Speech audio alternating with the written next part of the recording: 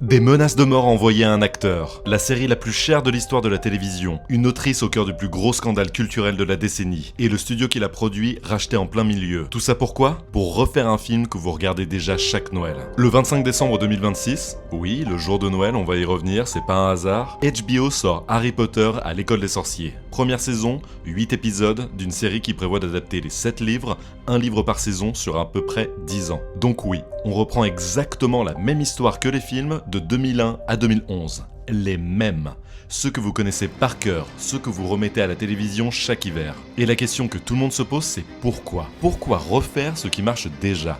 Pourquoi risquer une des franchises les plus rentables de la planète ? La réponse, elle est à la fois financière, créative et politique. Et c'est là que ça devient passionnant. Parce que la série, c'est pas juste un remake de plus, c'est un pari gigantesque posé sur la table au pire moment possible pour le studio qui le finance.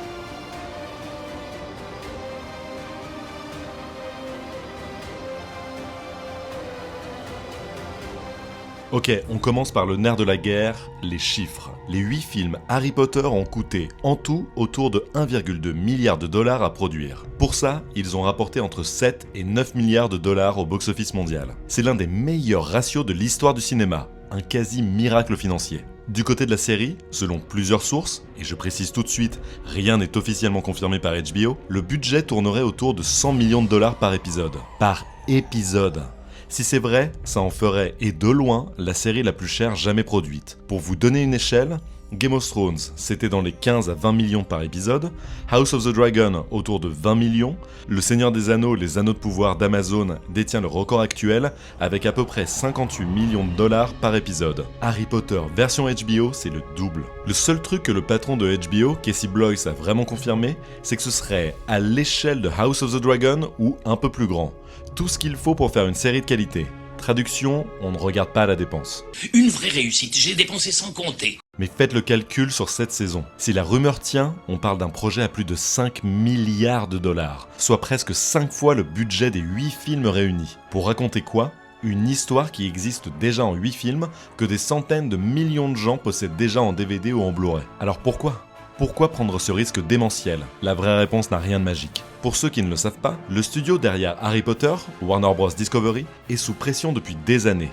Une montagne de dettes héritée de sa méga-fusion de 2022 et une télé câblée traditionnelle qui s'effondre, abonné après abonné, au point que l'entreprise tout entière vient de se faire racheter. Je ne sais pas si vous en souvenez, mais il y a quelques mois, après une véritable guerre d'enchères avec Netflix, c'est Paramount Skydance qui a remporté la mise. Le vrai problème de Warner, ce n'est pas un trimestre comptable, c'est structurel. La dette, le déclin du câble, et c'est lourd. Maintenant, regardons le calendrier. Ce rachat doit être bouclé d'ici le 3e trimestre 2026. Même si les régulateurs américains et européens peuvent encore le retarder. Autrement dit, quand la série débarquera le 25 décembre, il y a de grandes chances qu'elle ne soit même plus une série Warner, mais le tout premier joyau d'un empire flambant neuf. Et c'est là que tout se tient.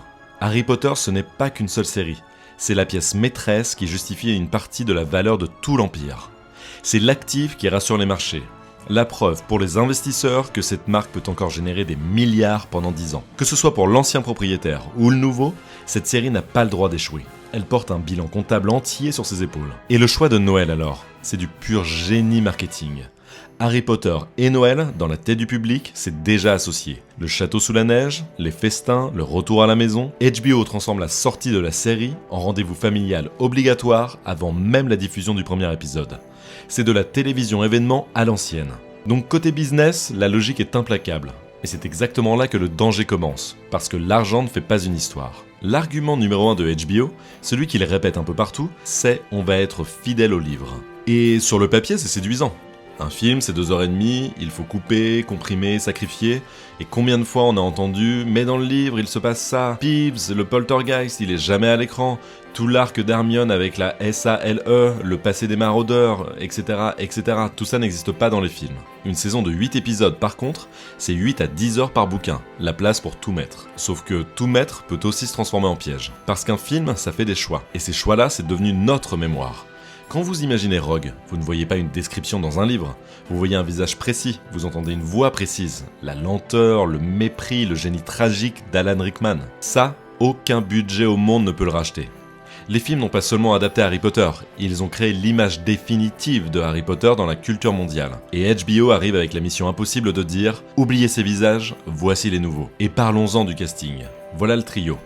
Dominic McLaughlin en Harry Potter, Arabella Stanton en Hermione Granger et Alastair Stout en Ron Weasley. Des inconnus, des enfants, exactement comme en 2001. Bon choix, très logique. Autour d'eux, on a du lourd. John Lithgow en Dumbledore, Janet McTeer en McGonagall, Nick Frost en Hagrid, et même Warwick Davis, le Flitwick des films, qui reprend son rôle. C'est un joli clin d'œil et ça fait le pont entre les deux époques. Et puis, il y a le choix qui a mis le feu à Internet. Papa Essiedu en Severus Rogue.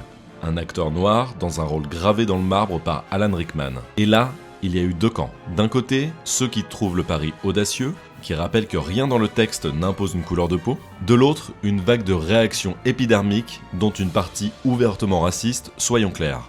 L'acteur a même reçu des menaces de mort avant même le premier épisode. Et ça nous amène directement à la suite, la plus inflammable. Impossible de parler de cette série sans parler de l'éléphant, ou plutôt de l'hippogriffe, dans la pièce. J.K. Rowling est productrice exécutive de la série. Et depuis plusieurs années, l'autrice est au centre d'une immense controverse pour ses prises de position sur les personnes transgenres. Des propos que beaucoup, dont d'anciens acteurs de la saga, jugent transphobes et qu'elle, de son côté, défend comme une question de droit des femmes. Le résultat, c'est que chaque annonce autour de la série se fait dans ce climat. Une partie du public refuse de soutenir un projet associé à elle. HBO, de son côté, par la voix de Casey Bloys, a tenté de tracer une ligne. Selon lui, les opinions personnelles de J.K. Rowling n'influencent ni le casting ni l'histoire, et la série ne sera pas infusée de ses idées. Même les acteurs sont pris dedans. John Lithgow, qui joue Dumbledore, a reconnu avoir hésité à cause de la controverse avant finalement de défendre son choix. Et le casting de Papa Essiedu a déclenché la double peine. Racisme et politisation. Le réalisateur des deux premiers films de son côté, Chris Columbus, a lui-même publiquement questionné l'intérêt de tout refaire. Et voilà le vrai problème créatif que l'argent ne résout pas. Une œuvre ne sort jamais dans le vide. Les films sont arrivés dans l'innocence des années 2000. La série, elle, arrive en 2026, en plein champ de mine culturel, avec une partie du public qui l'attend au tournant. Pas pour ce qu'elle racontera, mais pour ce qu'elle représente. Ok, bon, on a posé l'argent, la création, la politique, et il est temps de répondre à la promesse du titre de cette vidéo. Cette série, c'est une pièce de monnaie lancée en l'air, et il n'y a que deux faces possibles. À gauche, sombre, à droite, lumineux. Prenons la face sombre. La franchise est détruite. Quand elle va sortir, peut-être que la série sera correcte, juste correcte. Plus longue, plus lente, plus chère, mais sans la scène, sans le frisson, sans la saveur que donnaient les films. Le public hausse les épaules, les nouveaux visages ne remplacent jamais les anciens dans notre tête, la controverse aspire toute la conversation, et surtout, en remettant la même histoire sur le marché, HBO dilue l'original. À force d'avoir deux Poudlard, deux Dumbledore, deux Rogue, deux Harry, plus rien n'est sacré. La magie devient un produit, et un produit, ça se périme. Mais prenons la deuxième phase de la pièce. La franchise devient immortelle. Lorsqu'elle sort, à l'inverse, la profondeur des livres prend enfin vie. Les intrigues secondaires qu'on adorait existent à l'écran. Une nouvelle génération, des gamins qui n'étaient pas nés en 2011, découvrent Poudlard comme étant le sien, pas celui de leurs parents. Et la nouvelle partition, parce que oui, c'est Hans Zimmer qui reprend la baguette laissée par John Williams, devient le thème de toute une époque. Harry Potter passe du statut de saga de film culte à celui de mythe permanent, réadapté de génération en génération comme Sherlock Holmes ou Batman. La marque ne meurt plus jamais. Et c'est exactement pour ça que le titre de cette vidéo n'est pas « Est-ce que ce sera bien ?», c'est soit ça détruit tout, soit ça rend tout immortel. Il n'y a pas de milieu.